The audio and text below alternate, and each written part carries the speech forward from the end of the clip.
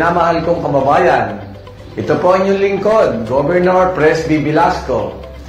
Inaanyayahan ko po kayong manood at sumubaybay sa ating programa, Presby with Love.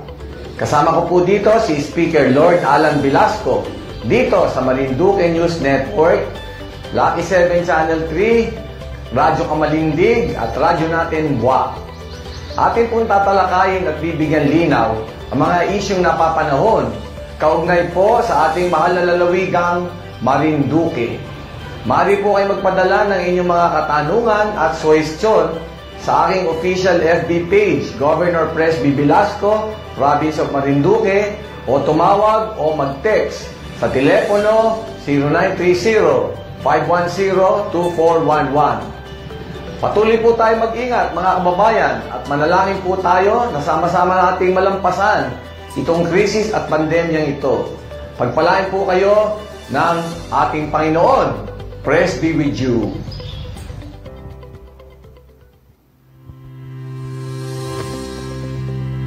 Magandang araw, Marinduque. Ako po muli si Romeo Matac Jr. ng Presidential Communications Operations Office, Philippine Information Agency. At mga kababayan, nandito na naman po tayong muli sa isa na namang mahalagang episode ng Presby with Love, kung saan po ay ilalahad ng ating mahal na gobernador ang mga proyekto ng Kapitolyo. Gayon din po tatalakayin ni Governor Presby ang mga napapanahong usapin na may kaugnayan sa pagpapaunlad ng ating pamahalaang panlalawigan. Tayo po ngayon ay sabayang sumasaimpapawid sa DZNS-FM 94.1 Radyo Kamalindig at Radyo Natin Buwak 105.7 FM. Napapanood din po tayo mga kababayan sa Marinduque News Network, Lucky 7 Channel 3. Nakasimulcast na rin po tayo sa mga social media platform ng PIA Marinduque at sa official Facebook page ng Provincial Government, Governor Presby Velasco, Province of Marinduque. Welcome na welcome po ang inyong mga komento, ang inyong mga suggestion at maaari po kayong makibahagi sa ating programa sa pamamagitan ng pagpapadala ng inyong mga katanungan at suggestion para sa ating mahal na gobernador. Gamit po ang mga numerong 0930-510-2411 na makikita nyo po sa babang bahagi ng inyong mga telebisyon o kaya ay maaari po kayong magpadala ng inyong mga concerns sa ating comment section box. Mga kababayan, tiyak ko, na-miss po kayo ni Governor Presby, kaya narito po siyang muli para sa inyo. Sa mapagpalang araw po, mga kababayan, katulad po nun dati, nandito po ang inyong Governor, Presby Velasco, Presby with you. At dahil po Presby with love po ito, kasama po natin ang mahal na Speaker, Lord Alan Velasco, ang ating pong pinagmamalaking representante ng Marinduque, na siya pong pang-apat na pinakamataas na pinuno sa buong bansa. Katulad po ng dati ay nandito po ang Presby with Love at napapanood po tayo dito sa Lucky 7 Channel 3 at naririnig din po sa Radyo Natin Buwak. At pati po doon naman sa Radyo Kamalindig, ating pong napakagaling na anchor doon, si DJ Yash. Ano po? So, eto na nga po ang ating programa at nandito po si Presby, Governor, at handa pong magbigay ng tulong sa ating mga kababayan. Kasama po ang ating magaling at masipag na si Speaker Lord Alan Velasco. So sana po ay patuloy po ang inyong panonood at pakikinig at marami po tayong mga mahalagang sasabihin para po sa makakabuti sa ating mga kababayan. Okay. Mga kababayan, tumatawag po kayo dahil napakarami pong mga mahalagang mga impormasyon ang ibabahagi po sa inyo ni Governor Presby. Ilan nga ni po dyan ay yung may kinalaman doon sa Executive Order No. 29 at gayon din po sa lagay ng COVID-19 sa ating probinsya. Makapiling din po natin maya-maya ang ating pong Development Management Officer ng DOH Marinduque at tumatayo din po na Provincial DOH Officer ng DOH Marinduque o tinatawag po na PEDOHO, si Dr. Rowena Rachel Garcia. Ito, Governor, talagang nakakaalarma yung pagtaas ng bilang ng mga tinatamaan ng kaso ng COVID-19 sa lalawigan. Ano po ang update ng atin pong COVID-19 sa probinsya? As of September 2 po, mga kababayan, ay ang total cases po sa Marinduque, simula pa po naman ito nung Marso 2020, naging 1,970 na po. At itong total active cases po natin ay 386 po. At ito po ang breakdown sa ngayon, as of September 2. Ang buwak na po ang mas maraming nahahawa dito sa ating COVID-19. May 131 po tayo dyan sa kapital ng Marinduque. Ang Santa Cruz po ay pangalawa na po, 106. Mugpog ay 54 at Torrijos po ay 41, ang Gasan po ay 37 at ang Buenavista po ay 17. Sa ngayon po ay ang numero ng sinamampalad sa ating mga kababayan ay 92 po. At meron naman po tayong mga variants of concern, At meron po tayong variants na 4 na nakita na po ng Philippine Genome Center. Meron po yung Alpha, na yan po ay galing sa England, ay meron pong 5 dyan na tayong kaso. Yung Beta po ay 20. Yung Delta po ay 32 at yung Theta po ay 2. At ang ating pong talagang tinututukan ng pansin at panahon ay ito pong Delta variant. Nabanggit ko po, 32 po yan. At sa Santa Cruz po ay nakakita tayo ng mga 22. At dyan po talaga mas marami. Doon po sa Torrijos ay may 4 po. At Buwak ay may 2. Sa Gasan po ay 2. At sa Mugpog po ay 2. So, medyo nakakaalarma po itong dami ng ating mga Delta variant na kaso. At alam nyo naman po, itong Delta variant ay masyadong mabilis makahawa at medyo malakas pong makapinsala. At minsan po, ilang araw lang ay medyo sinasamampalad na po ang ating mga kababayan. So, doble po talagang ingat. Triple pa po ang ingat dito sa Delta variant. Ito naman pong pagbabakuna ay meron na po tayong 32,938 na nabakunahan ng second dose. Halos 19.4% po yan. At ang tinatarget po natin ay 169,000. So may mga 130,000 pa po ang ating babakunahan, pero magaling naman po ang ating vaccination program. Magaling po ito mga vaccinators na pinangungunahan po ng ating PHO chief, si Dr. Jerry Caballes. Ang breakdown po niyang mga nabakunahan ay sa Buwak po ay may 10,192 na po yan. Sa Santa Cruz naman po ay may 8,384. Sa Mugpog po ay 4,175. Sa Gasan po ay 3,627. Sa Buenavista po ay 3,545.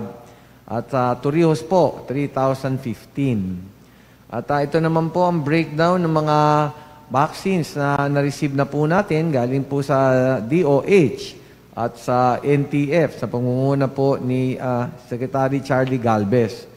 Ang Sinovac po ay may 72,000 na po tayong nakuha. AstraZeneca po ay 12,240. Yung Janssen po ay 9,000. Yung Sinopharm ay 10,000 po. So overall doses na natanggap po natin ay 103,240. At tinatrabaho po namin mabuti ni Speaker Lord Alan Velasco na makakuha pa po tayo ng mga additional na mga bakuna at binibilisan po natin yan dahil po kailangan magkaroon tayo ng mas malakas na people protection At yan lang po ay makakamit natin kung mapapabilisan yung pagbabakuna sa pagpapatupad naman ng vaccination program natin dito. Kaya itong ating mga kababayan ay pinapaalalahanan ko po kayo ulit. Ano po? Na magpabakuna na po pag nalaman nyo na pong ready na po yung ating mga vaccinators dyan sa iba't ibang vaccination sites. Kailangan po tayo magpabakuna. At least po ay maganda-ganda po ang proteksyon dito sa mga variants, lalo po sa Delta variant. At least po, ang sinasabi ng mga eksperto, at least mild lang po o baka moderate lang at the most. Ano po? So magpabakuna po tayo mga kababayan. Okay. Kaugnay po ng pagrami o pagdami ng mga kaso ng COVID-19 sa lalawigan, ay mas pinaigting nyo rin po ang mga panuntunan para naman po sa ating probinsya. At naglabas nga po kayo nitong Executive Order number 29 o ang Order Imposing a General Community Quarantine sa period po ng September 1 hanggang 30, 2021. Governor, ano po ang nilalaman at highlights nitong ating Executive Order number 29? Mga kababayan, dahil po sa pagtaas nitong mga infection dito sa lalawigan at dahil po nakitaan natin na may mga 22 cases na po ng Delta variant at meron pang iba, ano po, yung Alpha, Beta at yung Theta, ay talaga pong kinakailangan na pahabain po natin itong General Community Quarantine para po sa buong buwan ng September. At palagi naman po nagmi-meeting ang ating PIDOHO under sa napakasipag po nating chief, si Dr. Rachel Garcia. At nandyan din po ang ating Provincial Health Office, ano po, under Jerry Caballes. At nandyan naman po yung mga chiefs of hospital nating tatlo, Dr. Manuel Saratan, Dr. Arlie Bertuccio, at si Dr. Justine Oblipia, 10 po ng 6 na MHOs. So, nakapaloob po dyan na yung pong mga foreign travelers and domestic travelers ay bawal pa pong pumasok. Kahit po tayo ay talagang tumitingin sa negosyo ng turismo, pero ating pong binibigyan ng diin at importansya muna itong kalusugan ng ating mga kababayan. At dahil po kung kalat din naman ang infection dito sa ating lalawigan, ay mahirap din naman hong magpapasok pa tayo ng mga turista sa ngayon. Ano po? So, kailangan pong yung mga APORs po na non-resident po ay kailangan na pong kumuha nung travel coordination permit. At nandiyan po yung ating mga hotlines. Tumawag po kayo. Nagkakaproblema po tayo doon sa ESPAS at medyo hindi ho maayos yung pagkuha ng ESPAS sa ngayon. So ito lang pong buwan na ito ay kailangang TCP lang po ang kailangang gamitin. Ano ho? Uulitin ko po, para po makapasok yung mga non-residents na APOR, ay kailangan ho na kumuha ng travel coordination permit. Kailangan po kasing meron ho kaming notice ng inyong pagdating bago pa lang kayo dumating. Para ho na monitor naming mabuti paano ho kayo iha-handle o imomonitor dito sa loob ng Marinduque. At alam nyo naman po na meron po tayong ganong karami lang na mga kwarto o ganong karami na pasilidad. Kaya po minomonitor yan. Ano po? Well, as usual po, yung ating mga OFWs at saka yung returning overseas Filipinos, ay yan po ay RT-PCR ang nire-require po natin. At ipapaliwanag din po yung kailangan nakatapos na po sila ng quarantine sa labas o pwede po yung mga ilang araw dito ay pwedeng gawin dito sa loob ng Marinduque. Yun hong mga other APORs, ano ho, ay kailangan hong mag-antigen test. Pero kailangan din hong kumuha. Ayan po, makikita nyo yung mga numero. At isulat nyo na po yan, napaka-importante. Diyan ho kayo hihiling ng travel coordination permit. Yun hong mga drivers at helpers ng mga cargo trucks and vehicles, ano po, ay kailangan din mag-antigen test, ano po. At kailangan na rin ho silang kumuha ng travel coordination permit para po alam namin kung gano'ng katagal sila mag-i-stay dito. Pero yung travel coordination permit po nila ay valid po yan hanggang 1 buwan. Ano po? Ang importante lang po ay makakuha sila para namomonitor po namin na sila ay nakapasok na po sa ating lalawigan. Ganon din po yung mga drivers ng mga door-to-door na vans. Ano po? Ang inaalaw lang po natin ay yung mga kasama dito sa mga transport cooperatives na registered po dito sa Marinduque. Yung iba po ay pinagbabawal po natin at yun na nga po ay hinihigpitan po natin yung border control. Yan po mga drivers na yan ay kailangan pong nag-antigen test po yan at negative po. Yung certificate po nila ay valid po sa 2 linggo lang po yun. Pagkatapos po ay kukuha na po sila ng another antigen test. At sila naman po ay sinusuri din sa isang masusing medical examination. Ano ho? At nakalagay din ho doon na itong mga drivers na ito, tandaan niyo po ito, ay hindi po sila pwedeng mag-accept ng pasahero kung walang travel coordination permit. Kailangan ho na-clear muna sa office natin, dito sa team na patungkol po sa pagbigay niyang TCP na darating po yan. Dahil po talaga naghihigpit po tayo at talaga naman pong tumataas ang hawahan. Yun naman pong returning residents ay ganun din po. Kailangan po kayong kumuha muna ng travel coordination permit bago ho kayo umalis at yun din ang gagamitin nyo pagbalik. Ano po? At yun na nga po ay yung mga iba't ibang munisipyo po ay meron pa pong ibang requirements.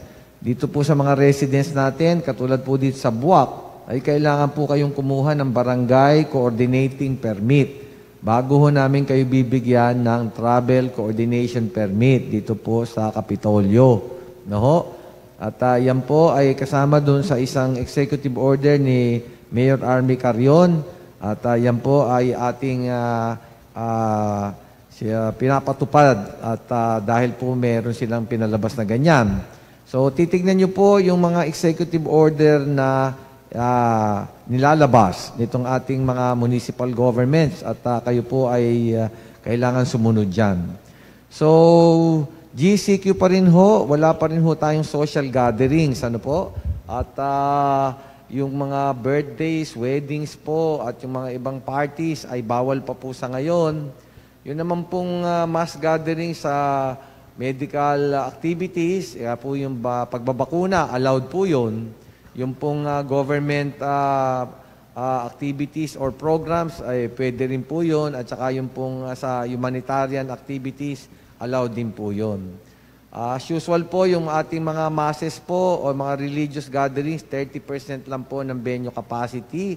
At dito naman sa mga business establishments po, ay inaalaw naman natin hanggang 50%.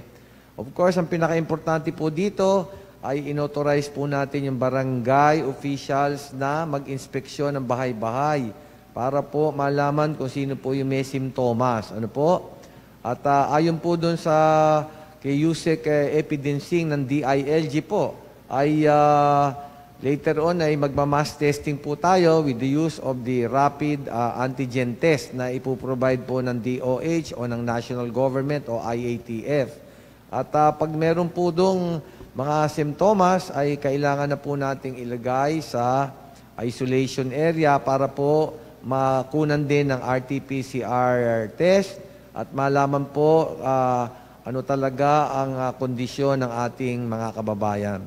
So ganyan po mga kababayan, I hope you understand. Ano po? Hindi po biro-biro ito. Marami na pong nawala sa atin. Ano po? At ingat po tayo talaga. At kailangan pong kontrolin itong mabilis na transmission ng Delta variant at ng ibang variants. Governor, yun din daw pong sa sa ating yung pwede silang lumabas anong oras, sa gabi, sa umaga, kasi may nagtatanong po doon sa ating Facebook account, Governor. Dito po sa Executive Order 29 at yan din naman po ay ating regulasyon ng Executive Order 28 ay alas 8 po ng gabi hanggang alas 5 ng umaga ay meron pong curfew dyan at dapat nasa loob po tayo ng bahay. Ano po? Well, pwera na lang po talaga kung may mga emergency mabigat, pwede nyo naman sabihin po doon sa mga nagpapatupad, sa ating pong mga PNP at mga barangay officials. Ano po? Pero yan po ang curfew at yan naman po ay may mga executive orders din po ang ibang munisipyo. Mari pong mas mahaba dyan o mas maiksi. Ano po? Pero in general po, kung wala pong ordinansya o executive order ang mayor ng munisipyo, ay yan po ang ating sinusunod. Alas 8 ng gabi hanggang alas 5 po ng umaga. Governor, nagkakaroon po ng kalituhan yung ating mga kababayan dahil iba-iba daw po yung mga alituntunin o guidelines na inilalabas ng bawat bayan. Ngayon, Governor, nagpupulong po ba ang mga miyembro o kasapi ng Provincial IATF para po ma-resolve dahil medyo nahihirapan yung ating mga kababayan sa paiba-ibang direktiba? Well, nag-uusap po kami ng mga municipal mayors at yun na nga po, ay meron po silang mga iba't ibang regulasyon sa loob po nung kanilang munisipyo. At siyempre po, dahil po yung teritoryo ng isang munisipyo ay sila po yung nasusunod. So kung ano po yung regulasyon doon sa munisipyo ay yun ang dapat sundin habang nandun po kayo sa loob ng munisipyo. Ang isa lang pong nalinaw natin dyan ay yung pong mga taga-ibang bayan, kung pupunta sa isang bayan, kailangan po silang kumuha ng quarantine pass o travel permit doon po sa munisipyo kung saan po sila nakatira o residente. But generally po, under the IATF rules, ay talaga pong may karapatan yung mga munisipyo na mag-prescribe po ng kanya-kanyang executive order. Although, of course, gusto po nating maging uniform, no? Pero power po nila po kasi yung mag-prescribe. Kaya mari po talagang iba-iba po yung pinapatupad nila. Pero as much as possible ay ina-harmonize po natin o ginagawan po natin ng malinaw na implementasyon. Ito naman pong convention center natin kung saan ay pansamantala po itong gagawing COVID-19 isolation facility. Bukas na po ba ito, Governor, para sa mga maaaring maging pasyente ng COVID-19? Well, ito pong convention center ay na-decide po na gawing temporarily itong ating isolation facility dahil nga po, dahil sa mga Delta variant o ibang variants po ay talaga pong mas marami po ang madadala sa provincial hospital. So marami-rami po yung mailalagay dyan. Palagay ko po ay hanggang mga 50 po ay kayang ilulan po dyan. Ano po? Dahil ang venue capacity po niyan ay halos umaabot siguro ng mga 800 hanggang 1,000. So ganyan po yung target dyan. At para po hindi masyadong masikip doon sa bahay silungan at dyan po mas magandang i-manage at gamutin itong ating kababayan na severe to critical. Kasi po meron po tayong nirarush na mga kwarto, mga 17 po ang capacity noon. At hopefully po by end of September or early October ay magamit na rin po yun. At meron din po kami mga 6 na eskwelahan na pwedeng gumamit po ng ilang kwarto. Ano po? So ganyan po ang sistema rito. Alam nyo naman po, ang provincial hospital lang po ang dalahan ng mga severe at critical. So 6 na bayan po yan. Ang hinahandle po ay ng mga municipal health office o rural health units ay yung pong mild to moderate. Mamaya po ipapaliwanag mabuti ni Dr. Rachel Garcia yan. So, ito pong convention center po ay maluwag at marami pong mailululan. So, pansamantala po ay dyan na ilalagay yung karamihan po ng ating COVID patients. Opo. Yung pinapakita po namin na convention center, dyan po dyan po ilalagay, ano po yung mga, o pansamantalang ilalagay, yung mga COVID-19 patient. Paglilinaw lamang po, ongoing po yung development niyan at mas maganda po at pagagandahin pa rin po ng ating pamahalaang panlalawigan para mas maging komportable yung ating mga kababayan na maaaring ilagay po diyan. Dahil Governor, di po ba may mga pasyente na po na nandun sa mga tent sa labas at sa pakikipag-usap ko po kay Dr. Saratan, mas maganda daw po ang paggalaw diyan sa convention center. Opo, tama po yun. At talagang mas tingin namin magiging komportable po ang ating mga kababayan na nahawa sa COVID dahil maluwag po yun at lalagyan naman po natin ng mga electric fan yan at may dalawa naman pong malaking electric fan doon. No? So tingin po namin ay mas komportable po sila at marami pong CR din dyan sa ating convention center. So maganda pong desisyon ito at habang inaayos pa po natin yung mga ibang TTMF natin ay dito muna sila gagamutin. Opo.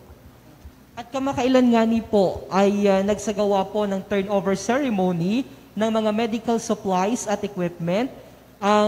Of course, sa inisyatiba po yan ni Speaker Lord Alan Velasco at sa mga sulat na ginawa din po at pamamahala ni Governor Presby, nakatanggap po tayo ng napakaraming mga medical supplies. Ano-ano po, Governor, yung mga natanggap po natin nitong nakalipas na mga araw? Well, ito pong si ating speaker na pinagmamalaki po natin ay talaga naman pong grabe ang ginawang pagtulong at marami po siyang mga nakuhang medical equipment, supplies, pati po yung vehicles. Ano po? At nito nga pong nakarang araw ay nag-turnover na po siya nitong ating mga garitong mga equipment, supplies, and ambulances. Ano po? So, dito po sa concentrators po ay meron po tayong 15 na oxygen concentrators na 5 liters po yan at may darating pa pong 4. Ano po? At itong high flow cannula machine ay may 4 po tayo. At may darating pa rin po tayong 4 na high flow. Ito po yung talagang pwedeng ipalit po dun sa ventilator. At ito na po yung medyo talagang hirap na pong huminga ay nagagamit po at malaking tulong po ito. Ano po? Yung PPEs po ay nakapagbigay po si Speaker ng mga 1,000 po at marami pa pong darating. Ano po? Ito mga nitrate gloves. Ayan po, mga 5,000 po yan mga kababayan. At itong modular tents po ay meron na pong naibigay na 300 at may darating pa rin pong 300. Yun naman pong single foam mattresses, yan po ay 300 pieces na po ang naibigay at may additional pa rin pong 300. Ano po? At nabanggit ko na rin po yung may additional pa rin palang darating pong mga 5 oxygen concentrators. At yan po yung mga concentrators, mga kababayan, ay hindi na kailangang gumamit ng oxygen tanks. Ano po? At yan po yung mismong gumagawa ng oxygen at malaking tulong po yan dahil alam niyo naman yung nahahawa sa COVID ay talaga pong nahihirapan pong huminga. At itong additional nga pong modular tent, sinabi ko na po yan at darating po yan kasama po ng mga mattresses. Ito naman po yung mga oximeters, halos po 400 po mahigit yan. Ano po? At yung pong digital thermometers, ayan, mahigit din pong 400 dyan. Meron pa pong BP apparatus, halos po 900 po yan. At ito pong oximeters, meron po tayong 220 pieces na kailangan naman po yan sa pag-measure ng oxygen saturation level. Ito po ang kagandahan. Alam niyo po, nakakuha na po si Speaker ng isang ambulance. Ngayon ay nakakuha pa po ng 2. Ano po? At ito po yung suporta natin sa ating mga kababayan na kailangan pong dalhin sa kabila at kailangan pong doon na po gamutin, no? Sa mga ating hospitals na may connection na po tayo, linkage. At nagbigay din po ng 8 wheelchairs. At isa pa pong napaka-importanting binigay naman ng DOH. Ito po yung passenger transport vehicle. Isa pong Toyota van na napaka-importante po dahil po yung mga doktor natin na nakukuha ay galing po sa NCR or other mga karatig na lalawigan. Palagi po natin tinatransport yan. Ano po? So maganda na po ang transport mga available sa provincial hospital. Halos palagay ko po mga 4 na po yata yung ambulansya natin ngayon diyan. At itong passenger transport vehicle, yan po yung gagamitin natin sa ating mga doctors at nurses po na pumayag po na manggaling pa sa labas po ng lalawigan ng Marinduque. So ayan po, marami pa rin pong darating na mga suporta kay Speaker Lord Alan Velasco. Maraming salamat po, Speaker Lord Alan Velasco. Maraming salamat din po sa Pilipinong May Puso Foundation at sa Pit Master Foundation na nagkaloob ng napakaraming biyaya para sa ating lalawigan. Governor, dumako naman po tayo doon sa mga programa po ninyo ng pamahalaang panlalawigan sa atin pong mga rice farmers. Paano po makaka-avail yung mga kababayan nating mga magsasaka? Well, alam niyo naman po kami ni Speaker ay hindi po kami tumitigil sa pagkuha ng mga benepisyo at yung mga proyekto at programa sa ating mga national agencies. Kaya nga po dito sa Department of Agriculture at nagpapasalamat po tayo kay Secretary William Dar. At meron pong cash assistance na darating sa ating mga rice farmers. At ang mga eligible po dyan na beneficiary ay yung pong mga tenant na ang rice field po ay 2 hectares and below. Marami-rami po itong target na beneficiaries po natin. Mga 5,000 po yan. At eto po, napakaganda. May cash assistance po itong ating mga rice farmers. 5,000 po yan. So, kailangan po magparehistro na po tayo mga kasama na rice farmers. Magparegister po kayo kaagad sa Registry System for Basic Sector in Agriculture or RSBSA. Diyan po sa mga kanya-kanyang munisipyo po yan sa Municipal Agriculture Office. Parehistro na po kayo kaagad. Ang mga kailangan po mga kababayan ay itong tax declaration o land title.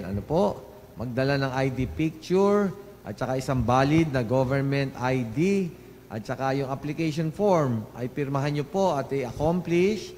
At yun na nga po ang requirement. Kailangan pong makita na 2 hectares and below yung inyong sinasaka. At may barangay certification po na proof of tenancy. So, yan po ang ating ginagawa dyan sa mga rice farmers. At meron din po tayong ginagawang Presby with Love na loan. Para sa kababaihan naman po ito. At ang nag-i-implement po nito ay ang ating Provincial Employment Services Office. Under po kay Hepe Alma Timtima, napakasibag po niyan at umani na po tayo ng National Award. Dahil po dito sa ating peso office. At yun nga po, ang loanable amount po ay 5,000 po yan at ang grupo po ay group of 5 women. Kailangan po ay 18 years old po and above. Pwede na po yun. Ang purpose po ay yung ating pagninegosyo o yung pag-uumpisa po at parang kapital po sa mga gusto magnegosyo. Well, of course, nandiyan po yung Presby Cares. At ito po yung isang programa na ating binibigay na financial assistance. Ito po yung in partnership with the DTI. At ang happy po niyan ay si Roniel Macatol. At ito po ay, alam niyo po, yung lab loan, at marami na po tayong checking na ipamahagi, halos 5,000 na po at marami pa pong darating. Pero po, dito sa Presby Cares, ay maganda po ito at mas malaki po yung makukuha yung loan dito. At Yun na nga po, kung hindi po kayo registered sa BIR, ay hanggang 250,000 po ay pwede makakuha po ng loan. Ano po? Diyan sa SB Corporation. Kaya marami na pong tumatawag. Presby Cares po yung programa natin. Hindi lang po 5,000 to sa love loan na binibigay. Yan po kahit 250,000. Or aabot pa po kahit 1 million or 2 million po yan. At nagpo-proseso na po tayo ngayon yan at marami na po nag-a-apply. So, yung mga nagninegosyo po, ito yung panahon na magpalakas po tayo ng ating mga negosyo para po pag nawala po yung COVID ay talaga pong aasenso na po itong ating mga negosyo. Ano po? At meron din po tayong sinasabi diyan yung ating pong mga benefits po dito sa itong Coconut Levy and Industry Development Act. Ano po? Kaya po sabi ko sa inyo, magparehistro na po kayo bilang coconut farmer. At kailangan magparehistro po kayo sa Philippine Coconut Authority. So, ang dami pong assistance na binibigay pag registered na po kayo. So, katulad po yung fertilizer po, nagbibigay po kami yan. Nakaka 1,900 na po ang nabigyan yan. Ano po? May mga cash incentives pa po yan. Marami po eh. May mga scholarship at marami na po nabigyan. Ano po? So, yung pong mga owners ng 5 hectares and below, kung kayo ang nagtatanim diyan sa lupa nyo, yun pwede ho kayong i-consider na rice farmer. O yung pong mga tenant, ano po, ay pwede po yan. So, ano po yung mga requirements? Ano po? Kailangan pong mag-submit ng tax declaration at yung title or yung additional po, yung government ID. Ano po? Kailangan po na isubmit yan. Tapos po, kung hindi po kayo may-ari, kailangan yung kunin doon sa may-ari ng lupa yung pong authorization na kayo po ay nagsasaka doon at may certification po yung barangay kagawad, yung pong sa Committee on Agriculture at barangay captain. So ang registration po ay diretso sa Philippine Coconut Authority. Ang office po niyan ay sa Tabib, WAC. Ano po? So ayan po. At marami pa po tayong programa na at mga benepisyo na pinamimigay. Ay marami po talagang tulong ang ating Governor Presby, kasama po si Speaker Lord Alan Velasco. Yung pong fertilizer po ay nagbigay na po tayo, 2,919 bags ng fertilizer po yan. Nakapagbigay na po tayo ng 220 goats. Ano po? So ayan po, napakadami po talaga ng ating patuloy na pinamimigay na ayuda at mga benepisyo. So gawin lang po natin yung mga requirements at patuloy po yan ng tulong mula sa ating provincial government at kay Speaker Lord Alan Velasco. Opo. Mga kababayan, lalong-lalo na po yung mga magsasaka nating mga kababayan, importante po na mag-rehistro kayo doon. Otherwise, hindi po kayo makakatanggap noong mga benepisyo po o mga intervention na binibigay po ng Philippine Coconut Authority, ng ating pamahalaang panlalawigan, at ng Department of Agriculture. So, makipag-ugnayan po kayo, mga kababayan, lalong-lalo na yung mga kababayan nating mga magsasaka, diyan po sa Municipal Agriculture Office o yung MAW. Hanapin niyo po sila dahil tutulungan at i-assist po kayo kung papaano po magrehistro. Governor, maliban po doon sa mga binanggit nyo na programa na nakaka-overwhelmed dahil napakarami, ano-ano pa po yung iba pang mga programa ng pamahalaang panlalawigan maliban po doon sa PGM, SureAid at saka sa DOLE Tupad? Meron pa po ba? Opo, marami po talagang darating. Ano po, katulad nga po niyang squash seeds. Ano po, meron na po kaming pamimigay dyan. Yung pong glutinous corn ay mamamahagi po tayo niyaan. Yung pong grafted na cacao seedlings, marami po yan. At yung may gusto po niyan ay magsabi po sa ating MAW na katulad ng nabanggit ni ating kapatid Romy Mataak. Ano po? Magparehistro lang po at magsabi at kayo po ay mabibigyan. Ano po? At yung native pigs po ay mamimigay din po tayo. Marami-rami po yan. Native chicken, yung ating pong goat, meron po tayo dyan.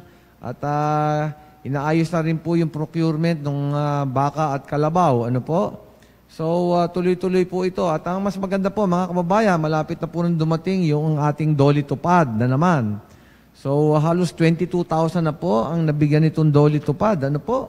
Sa tulong po ng ating magaling na speaker, Lord Alan Velasco, at kay Secretary Silvestre Bebot Bello. Ano po? At may darating pa pong mga 95 million po yan. At nire-ready na po yan, mga kababayan. So, marami pa po tayong matutulungan ng mga kababayan. At ang balita ko po ay may additional pang 100 million yan bago matapos ang itong ating 2021. Ano po? So, patuloy po ang pagtulong natin at kailangan po naman ng matulungan ng ating mga kababayan sa panahong ito. At wala pong tigil yan at magsabi lang po kayo at nandyan po si Governor Presby at si Speaker Lord Alan Velasco. Alright, so maraming salamat po dahil napakarami talaga at nag-uumapaw ang mga proyekto at mga programa ng ating pong pamahalaang panlalawigan. Mga kababayan, pag-uusapan pa po naman natin yung may kaugnayan sa COVID-19 dahil kapiling po natin si Dr. Rowena Rachel Garcia, ang ating pong PEDOHO officer dito po sa ating show ngayon araw. At sa amin pong pagbabalik, umantabay lamang po kayo dahil may mahalaga pong announcement o paalala sa inyo ang Department of Health. Ano ang kailangan mo bago magpabakuna? Habang hinihintay natin ang pagdating ng mga bakuna, kumuha lamang ng impormasyon sa mga mapagkakatiwalaang sources. Magtanong lamang sa mga licensed medical professionals ukol sa wastong pagbabakuna para sa COVID-19. Matuto rin tayong mag-verify ng ating mga nababasa o naririnig. Tanging tamang impormasyon lamang ang makakapaggabay sa ating desisyon na magpabakuna.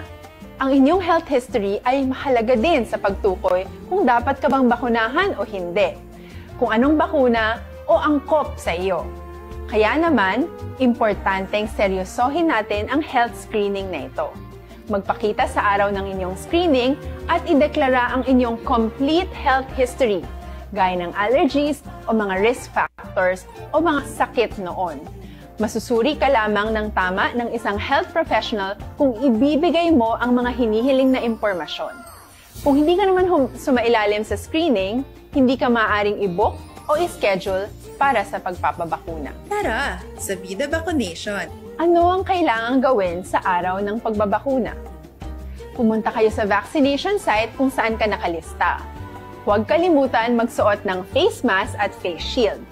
Bago ka turukan ng bakuna, kailangan mong pumirma ng isang informed consent. Sa pagpirma ng dokumentong ito, ay pinapatunayan mo na voluntaryo kang magpapabakuna at alam mo ang mga benepisyo at posibleng side effects nito. Huwag din kalimutan ang mga minimum public health standards habang nasa vaccination site. Katulad lamang nagpag-maintain ng 1 metrong layo sa iba at pagsasanitize ng inyong kamay habang naghihintay. Pagkatapos mong mabakunahan, ay makakatanggap ka ng isang vaccination card at malilista dito kung kailan ka nabakunahan at kung kailan ang iyong susunod na appointment. Mananatili ka muna sa vaccination site ng 1 oras upang obserbahan ka sa mga di pangkaraniwang na sintomas o adverse events. At dahil importante sa amin ang inyong kaligtasan, ay patuloy kang babantayan sa susunod na 1 taon or 12 months. Tara, sa Vida Vaccination! Sino ang unang makakapagpabakuna? Dahil kailangan nating masiguradong patuloy na makakapagtrabaho ang ating health system para maalagaan tayo, ang mga medical frontliners ang unang makakatanggap ng bakuna. Susunod dito ay yung mga eligible na senior citizens dahil sila ay nasa greatest risk ng severe infection o kamatayan. Alam natin ito dahil sa ating lokal na datos na mas mapanganib ang COVID-19 sa mga matatanda. Ang pagkakasunod-sunod na kung sino ang unang makakatanggap ng bakuna ay natukoy sa tulong ng mga eksperto. Tara, sa Vida Vaccination! At muli po tayong nagbabalik mga kababayan sa ating pong programang Press B with love. At kagaya po ng aming sinabi sa inyo mga kababayan, ay makapiling po natin ngayon dito po sa ating live na programa ang atin pong DOH officer dito po sa ating lalawigan, si Dr. Rowena Rachel Garcia. Doc, welcome pong muli. Medyo nagiging, palagi po kayong nagiging kabahagi namin. Favorite po kayo ni Governor. Doktora, bati po sa ating mga kababayan. Sa ating mga nanonood at sa mga nakikinig sa kanilang radyo, magandang araw po sa ating lahat. Pagkakataon din po kasi namin na ipaalam sa ating mga kababayan dito sa Marinduque yung mga ginagawa at dapat nating gawin para malabanan natin ang COVID-19. Lalo ngayon, kasi nga kanina sinabi ni Governor, meron na tayong Delta variant sa probinsya. Opo. Speaking of Delta variant, at may mga naririnig po tayong iba't ibang mga variants of concerns. Ano-ano po ba yung mga pagkakaiba po nitong Alpha, Beta, at Delta, tas meron pa pong Theta at Lambda, Doktora? Kasi nung umpisa natin, tawag lang natin sa kanya SARS-CoV-19. Pero itong mga nakaraang panahon, meron po kasi mga nag-develop ng mga bagong variant na sinasabi natin na mas mabilis makahawa o kaya naman mas grabe pagka tumama sa iyo, mas madaling mag-moderate to severe yung mga nararamdaman ng ating mga pasyente, lalo na doon sa tinatawag nating vulnerable groups, yung mga senior citizens natin at saka yung ating mga kliyente na meron silang comorbidities o nararamdaman like yung hypertension, yung diabetes, at pumupunta na rin nga doon sa ngayon, meron ng mga bata na nagkakaroon po ng COVID-19. So pag sinabi mong Alpha, Beta, yung meron pang Theta, ang kinakatakutan ngayon ay yung Delta variant. Bakit? Kasi ito na pinakita na more than mga about 60% kaya niyang makahawa. Meaning, halimbawa, merong 10, pwedeng ang tsansa ng 10, 6 sa kanila ay magkaroon ng Delta variant. At ang nakakalungkot pa dito, madali silang magkaroon ng simptomas at yung simptomas po ay dumadating pa nga dun sa moderate to severe na kailangan mong dalhin sa ating mga ospital. Kung makikita nyo po ngayon, dumadami nga po yung kaso natin ng Delta, dumadami rin po yung mga kaso na kailangan dalhin natin sa ating ospital. So yun po yung nakakalungkot ngayon sa ating probinsya. Dumadami po ang kaso natin at dahil nga kay Delta, marami rin po ang nangangailangan ng hospitalization. Opo. Governor, meron po kayong gustong ipaabot o katanungan kay Dr. Rachel? Well, Doktora, talagang medyo nakaka-alarma tong Delta, So, ano ba talaga yung kailangang gawin itong ating mga kababayan? At nakikita natin, pataas pa rin ng pataas itong hawahan, Parang may mga rason bakit ganyan pa rin ang pagdami. Nakaka-alarma rin talaga. Well, aside from the fact na talaga yung Delta ay mabilis makahawa, Pero ano ba yung nakikita mong mga problema? Bakit ganyan pa rin ang pagtaas? Kasi po nga, Governor, lahat naman po ginagawa ng ating mga municipal government at ng ating probinsya. Ang kailangan lang po sundin yung mga alituntunin katulad nung sana wag na munang lumabas ng bahay yung mga senior citizen natin. Yung mga wala namang importanteng gagawin sa labas. Ang mga bata, makikita mo rin sa ating paligid, lumalabas pa rin po. Ang nangyayari po, pag may nakitang mga otoridad, nakatago. Kaya lang, pag talikod ng mga otoridad, ayan, labasan na naman. Meron kayong mga sinabi kanina, bawal muna mga social gathering, kasi sabi nga natin, sandaling-sandali lang po, in a matter of seconds, pwede kang mahawahan, katulad ng mga kasalan, birthdayan. Alam naman natin, pagka medyo okay na, natatanggal yung maskara, yung mask, so hindi sila sumusunod. So mangyari po sana, yung ating mga kababayan sumunod po sa mga alituntunin. Ang isa pa, Governor, yung pagbabakuna. Medyo mababa pa po yung ating accomplishment for vaccination. Kailangan natin makuha yung tinatawag na herd immunity as fast as we can kasi andito na si Delta. Matutulungan lang natin ang ating mga kababayan, yung ating mga mahal sa buhay, kung tayo mismo kukusa ng pumunta sa ating mga vaccination site. Pag sinabing kayo na ang kasunod, mangyaring pumunta po na sa ating vaccination site. Lalo sa ating mga seniors. Medyo mababa pa, Governor, yung number of seniors na nababakunahan. Meron nga po nagtanong sa akin, pwede na ba ako magpabakuna? Ay, ang tagal na po namin kayong hinahanap at senior po siya. Ngayon lang niya sinabing magpapabakuna na siya. Kailan pa po tayo nagbabakuna ng seniors? Next po, sa community naman, yung iba kasi, pagka may nararamdaman, tinatago, Governor. Ayaw nilang ipaalam na meron silang nararamdaman. Na to the point na pag hindi na nila kaya, saka lang pupunta sa mga otoridad, sa health authorities natin, at pupunta sa ospital.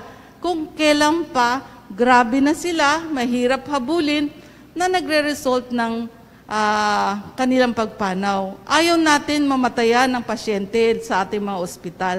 Kaya lang po, nandun pa rin sa ating mga kababayan nakasalalay yung ikabubuti nila. Kaya po sana kung may nararamdaman kayo, mangyari, magsabi kagad kayo, pumunta sa ating mga health, rural health units at sila po'y titignan kayo at gagawin yung karampatang paglunas sa inyong mga nararamdaman. Kanina po, nag-meeting po ang mga municipal health officers kasama po yung ating mga chief of hospitals. Pinag-usapan paano natin i-handle ang Delta variant cases natin sa probinsya. Sila po, lahat, pati oxygen supply, mga gamot, kung paano gagawin, mapaparami natin yung mga barangay isolation units, yung ating mga TTMF. Kaya lang po, siyempre, nakasalalay pa rin po yung ating mga kababayan na sundin yung dapat para matigil natin yung paglaganap ng COVID-19. So, nag-meeting din po ng isang araw ang ating governor with DOH Central Office, ang aming regional office. Kasama po ang regional office ng Bicol, ng Calabar Zone. Kasi po, kailangan natin ayusin, i-improve yung ating hospital facility. Alam po namin, hindi madali. Pero nag-uumpisa po tayo ayusin ang ating Marinduque Provincial Hospital na maging level 2, ang ating Santa Cruz District Hospital at sana po ang Torrijos Municipal Hospital na gawing level 1. Ito po ang recommendation ng DOH at tinanggap po ng ating governor. At sana po, pero ito po hindi madali. Hindi po natin magagawa ng isang tulugan lang. Pero tinanggap po ni Governor ang recommendation ng DOH, aayusin natin yung ospital. At ang ating mga rural health units, pati mga barangay health station na pag-usapan din po dito. So pagtutulungan po natin. So, yan po. Maraming salamat. Doktora, Doktora, ito pong ating lalawigan ay inilagay sa alert level number 4. Ano po ang ibig sabihin nito? Pag sinabi mo kasing alert level 4, pero Sir Myong, ngayon po ay alert level 3 na tayo, ang province. Pag sinabi mo kasing alert level 4, tinitingnan po dito, may mga criteria or indicators, tinitingnan po ito doon sa tinatawag naming ADAR, yung growth rate, at yung paggamit ng mga COVID-dedicated beds. Meaning, naaabot na natin yung mga puntos na kailangan tayong gumawa ng mas maigting na mga pamamaraan para matigil natin yung paglaganap ng COVID. So meron, ulitin ko, may 3 criteria, yung growth rate, yung ADAR, at yung COVID beds. At may karampatan siyang mga pagkilos para matugunan natin yung alertong yon. So, alert level 3 ngayon ang province. And tumataas din po yung bilang noong may mga nung tinamaan ng Delta variant. Gaano po ba katagal ang kailangang hintayin bago malaman kung ang isang COVID-19 patient ay mayroong o tinamaan ng sinasabi na variants of concerns? So yung sa variant of concern, kasi sa signs and symptoms o sa mga nararamdaman, pare-pareho halos lang sila. Kaya lang, pag sinabi mo na nga nung mga bagong variants, mas mabilis mahawa, mas madali mo makikita sa isang komunidad dahil tinatawag namin nagka-clustering o dumadami ang kaso doon at mabilis yung pagtaas ng kaso. Sa signs and symptoms naman, sabi ko kanina, mas mabilis.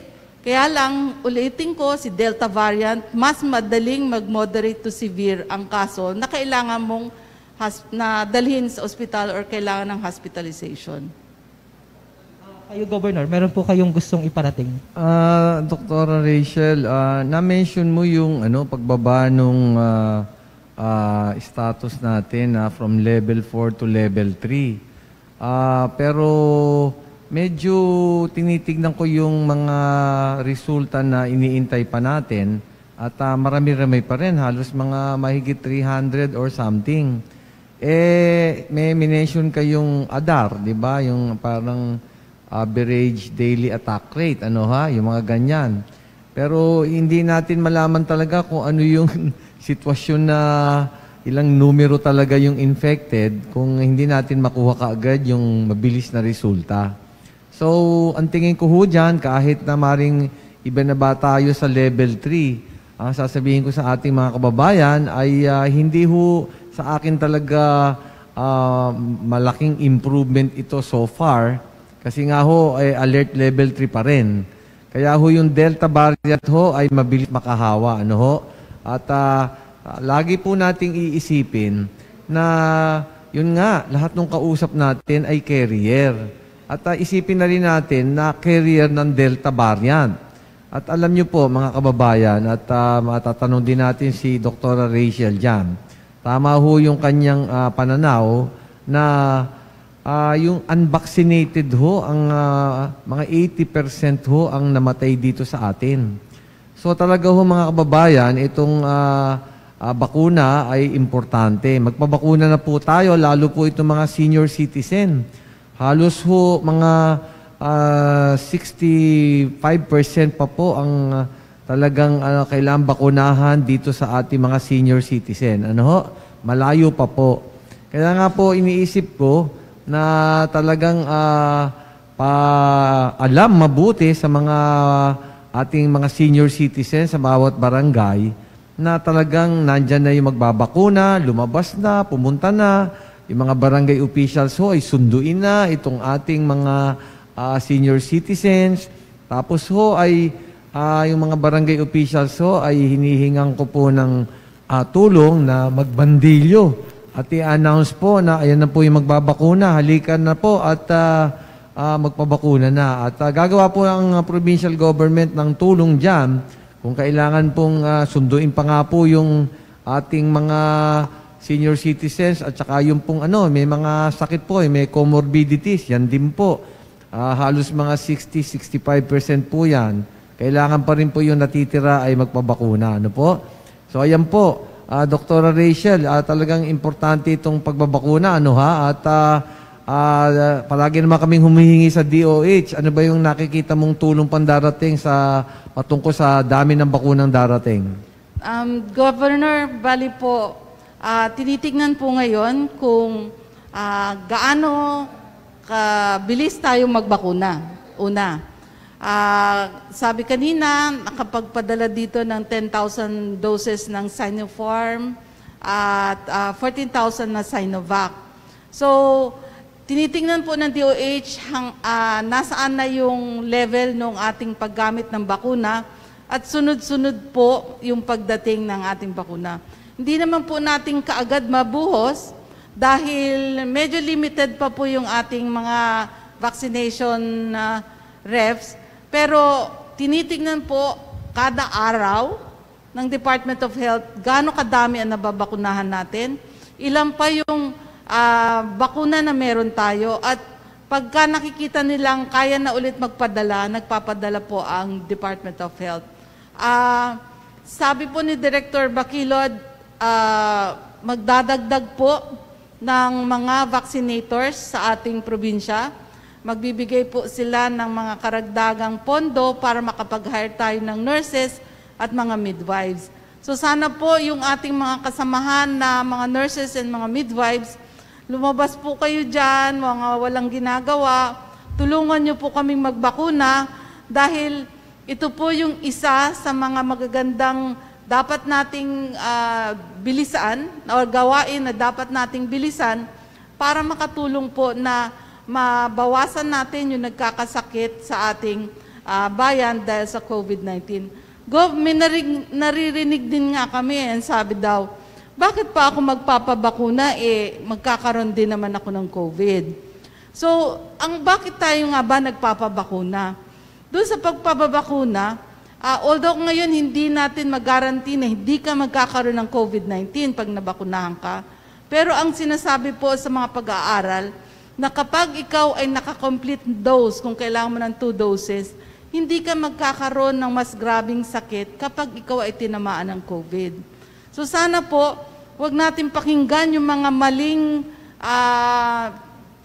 information, aralin natin, magtanong tayo dun sa mga otoridad or health authorities na siyang magbibigay sa atin ng tamang kaalaman tungkol sa pagbabakuna sa COVID-19. And Dr. Rachel, ano po ba yung mga standard quarantine period ng isang positibo sa COVID-19? Kasi mayroon pong mga bayan na mas mahaba ang ipinatutupad na quarantine period. Bakit iba-iba po? Meron talagang pagkakaiba. Sa standard kasi, dapat at least 14 days, ikaw ay ika-quarantine kapag ikaw ay positibo sa COVID-19. Ngayon naman, within that 14 days, halimbawa,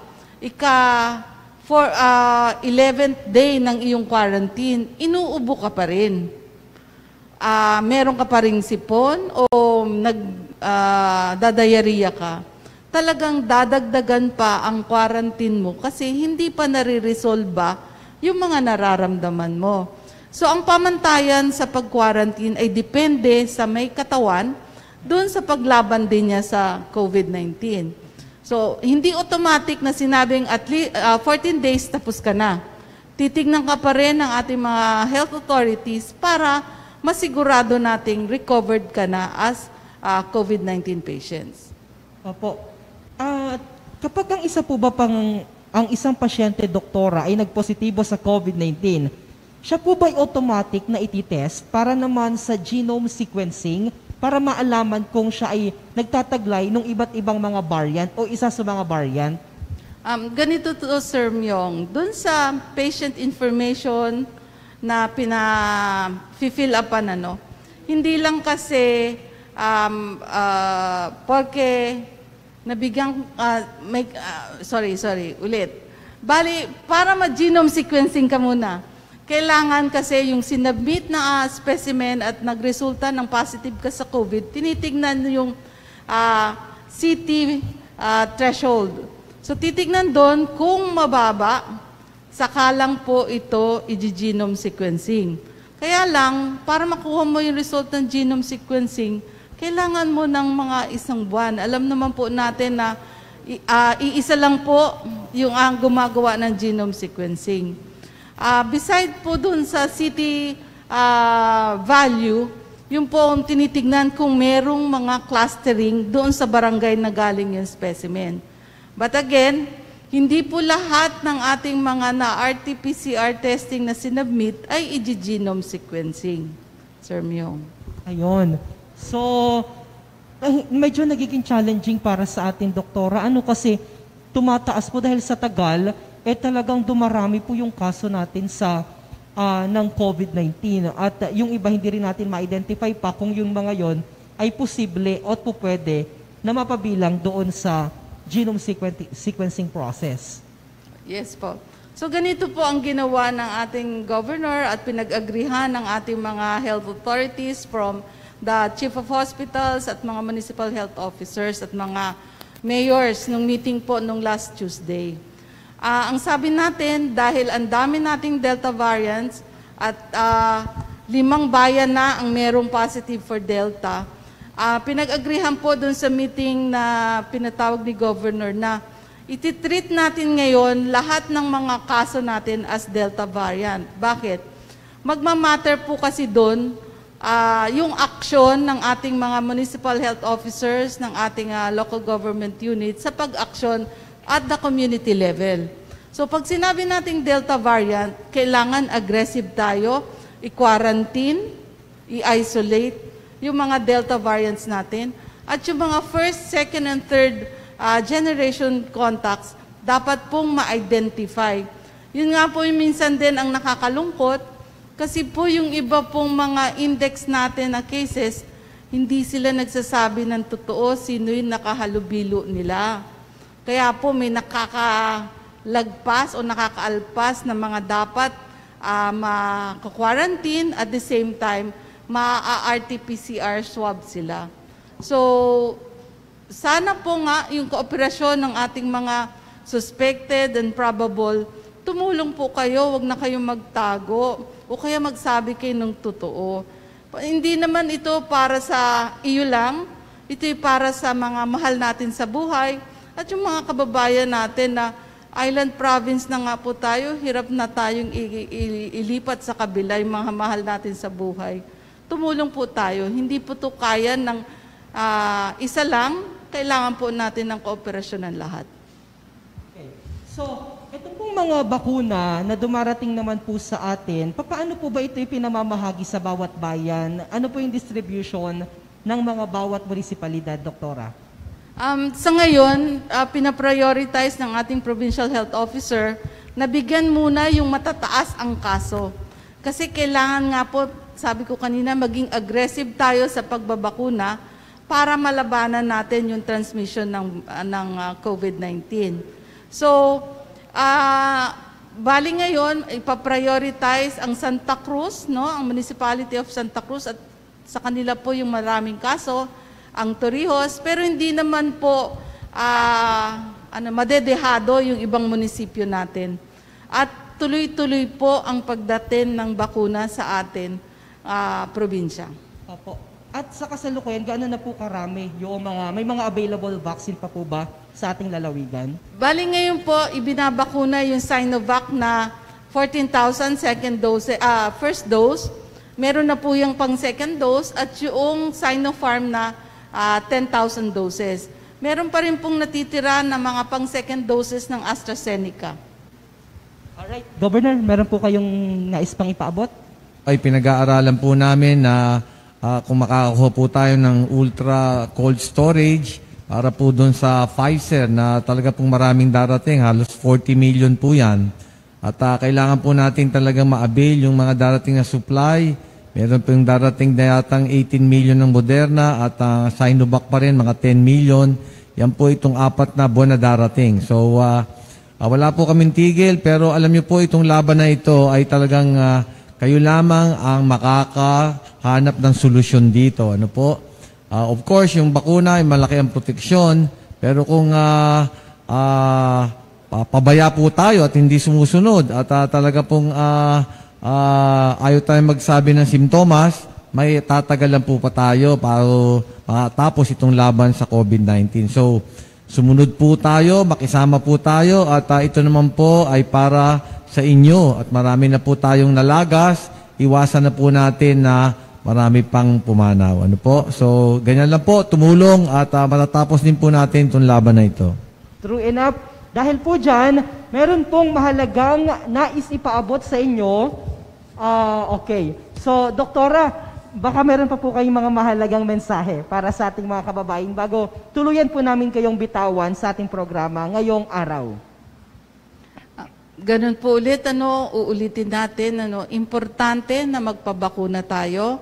Andyan po ang ating mga vaccination sites sa ating mga munisipyo.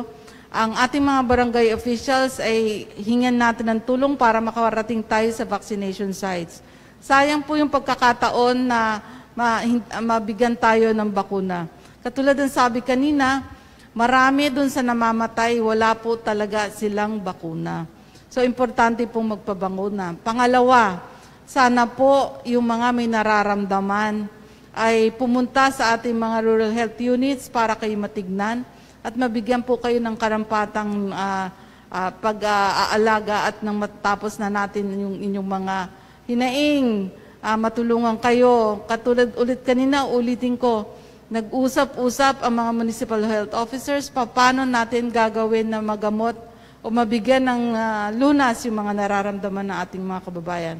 At ang pangatlo, sumunod po tayo sa minimum health standards. Sumunod po tayo doon sa executive order na binigay ni Governor.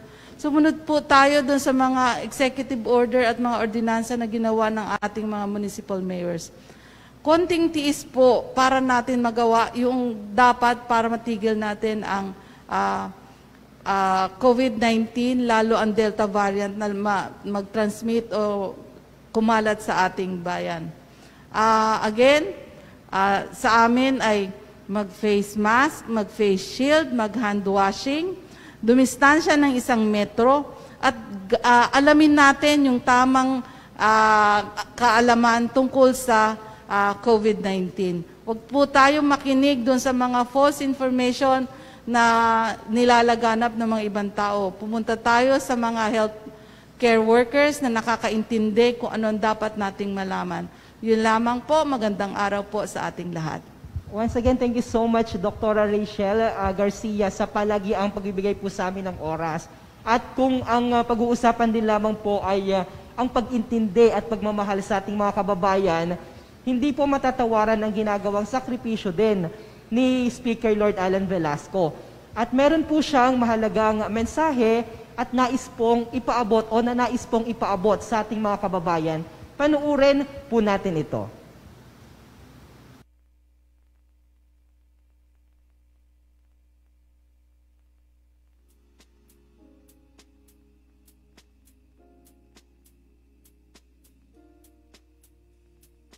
Pero dito po kasi ito kasi the heart of the country na natin ito insert disciplina, drug-free pa. At kung meron ka muna sa sumaprevent, lahat ay nag-solve. Kaya nga po sila ang number 1 in crime solution and crime clearance. Palakpakan po rin natin. True enough, today is National Heroes Day, and I would like to again thank not only the police, our PNP, but also our frontliners, maraming mga health workers. Alam naman po natin ang pinaka-number 1 na pinakato natin ngayon ay ang the victor ng COVID-19 virus. And of course, hindi natin masusugpo, hindi natin matatalo, hindi natin mapipigilan ang spread kung hindi po na andyan ang buong tulong ng the health workers, but also ng ating mga kasamahan sa activity.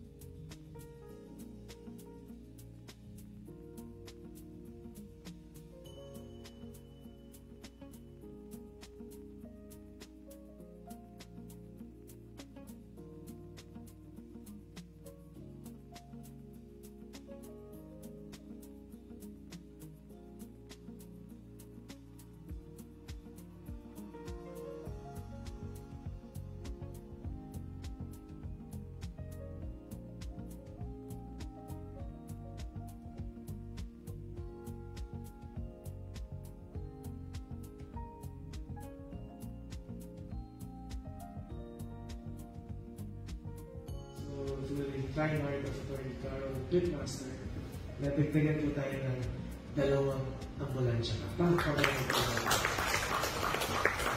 And on top of that, nakahingi na rin naman po tayo sa DOH. Kaya nagkaroon na po tayo ngayon ng isang passenger transport vehicle na binigay naman ng DOH na hiningi ko po last week. Nakakatuwa ang bilis-bilis ng DOH para sila Atty. Carol, isang bigay ka agad. And then OCD also gave us a lot of donations. So through donations na pinanghingi po natin, we were able to get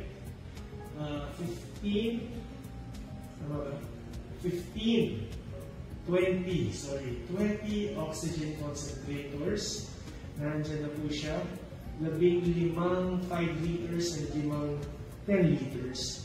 And then we have high cannula machines. Tama ba yan? Cannula? Cannula. Diba? Cannula? Okay.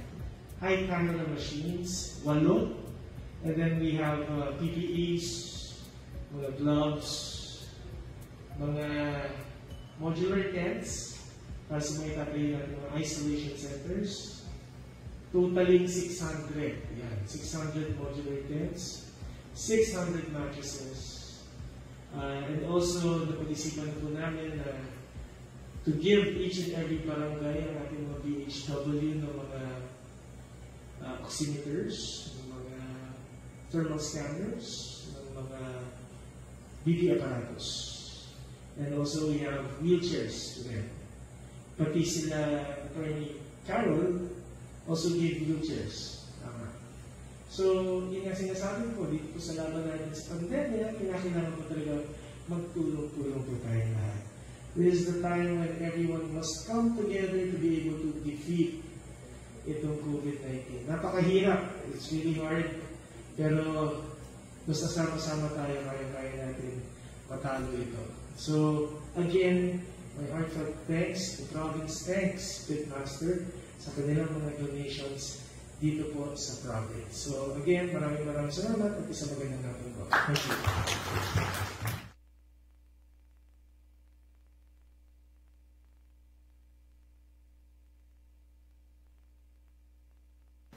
Maraming salamat din po, Speaker Lord Alan Velasco at sa Pilipinong May Puso Foundation kay Mrs. Owen Velasco sa palagi ang pagtutok sa sitwasyon dito sa ating lalawigan. At mga kababayan, by the way, maraming salamat din po kay Attorney Joselia Baghani na palagi ang nagpapadala sa atin ng mga mahalagang impormasyon hinggil naman po sa mga ginagawa ng Office of the Speaker.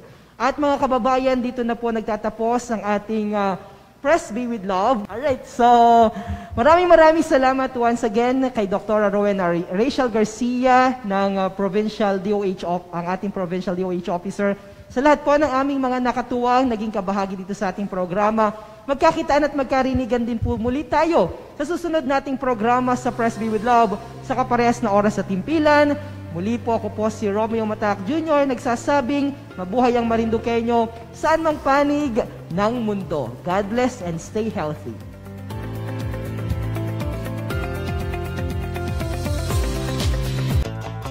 Mabibili ba ang mga bakuna sa mga botika?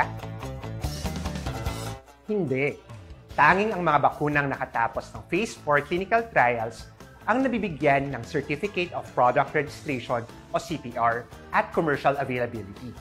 Ang karamihan ng mga bakuna sa COVID-19 ay kasalukuyang nasa Phase 3. Kaya ang procurement ng mga bakuna ay dadaan sa tripartite agreement ng gobyerno at manufacturers. Paano masasabihan ang mga babakunahan ukol sa schedule ng kanilang pagbabakuna? Ang LGU at ang implementing unit gaya ng health facility ang magtatakda ng inyong schedule. Meron tayong digital na sistema na mag-aabiso sa inyo ukol sa naitakdang araw ng inyong pagbabakuna. Ang mga nakarehistro at eligible sa pagbabakuna